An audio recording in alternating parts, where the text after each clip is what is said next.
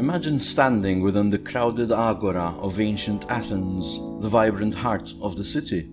Here, amidst bustling trade and heated conversations, you'd have been likely to find Socrates, his penetrating eyes gleaming with curiosity and intellect. Socrates, the 5th century BCE philosopher, made a lasting impact on Western thought with his innovative ideas on ethics and knowledge.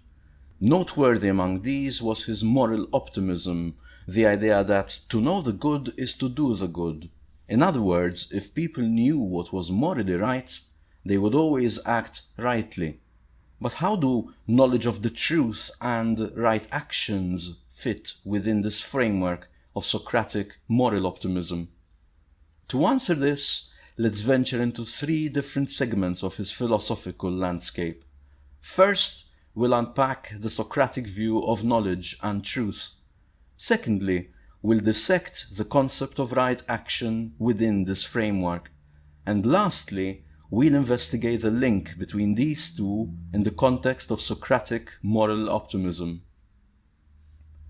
Part 1. Unmasking the Socratic notion of knowledge and truth. In the Socratic perspective, knowledge wasn't merely an accumulation of facts, trivia, or even scholarly theories. No, Socratic knowledge was an intimate acquaintance with the nature of truth and goodness.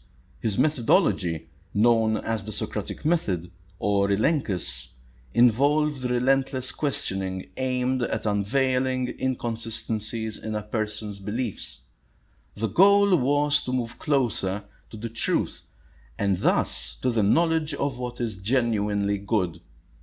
Take, for example, Socrates' dialogue with Euthyphro, a religious expert of his time, who confidently proclaimed he knew the nature of piety.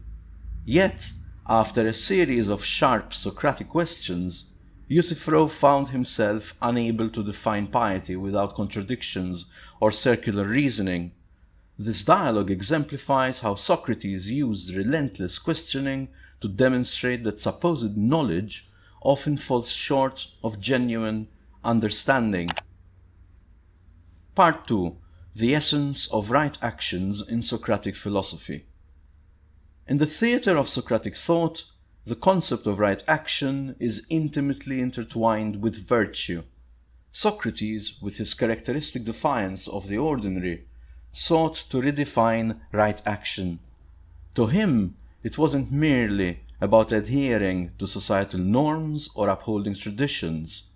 Instead, right action was deeply rooted in the pursuit and application of knowledge, and more importantly, the understanding of virtue.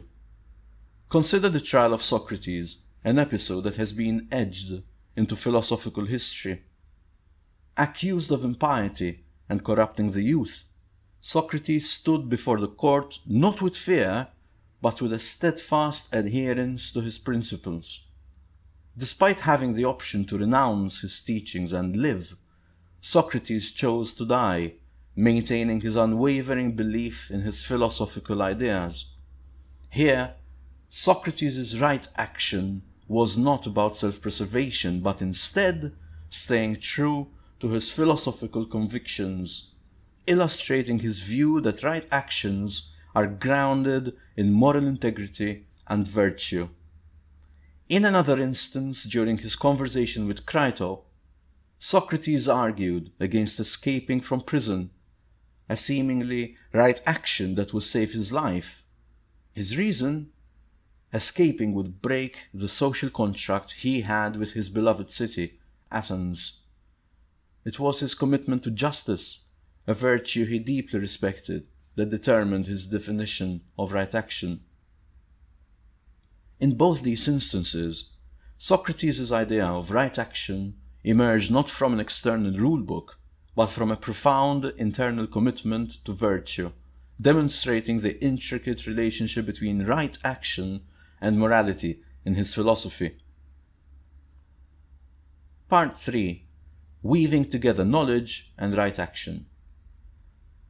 Socrates' moral optimism proposes a deep connection between knowledge and right action.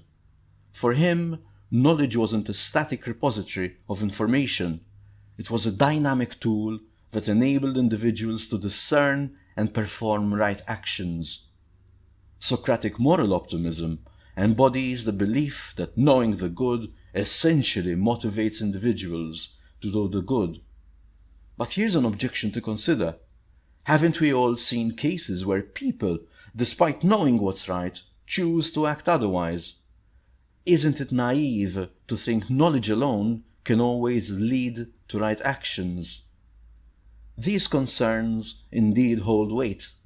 Yet Socrates might argue that in these cases it's not true knowledge at play, but rather opinion or ignorance. If one genuinely knows the good, Socrates insists, they wouldn't voluntarily choose evil. He considered evil actions a result of ignorance, not willful disobedience. This belief became a cornerstone of his moral philosophy and greatly influenced his students like Plato, shaping the course of Western ethical thought. Conclusion: bringing Socratic philosophy into the present. The spirit of Socratic philosophy remains highly relevant today. In a world bustling with information, it prompts us to scrutinize what we know and reassess the basis of our actions.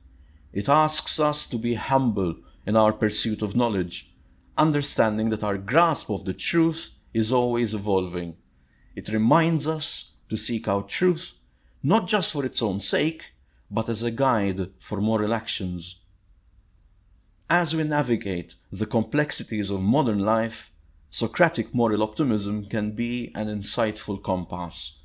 It encourages us to question, learn, and act with wisdom. It beckons us to live not just with intelligence, but with understanding. Thank you for exploring this fascinating facet of Socratic philosophy. If you found this dive into Socratic moral optimism insightful, do consider liking and subscribing to our YouTube channel for more content. You can also follow our podcast and visit philosophymt.com to continue your philosophical exploration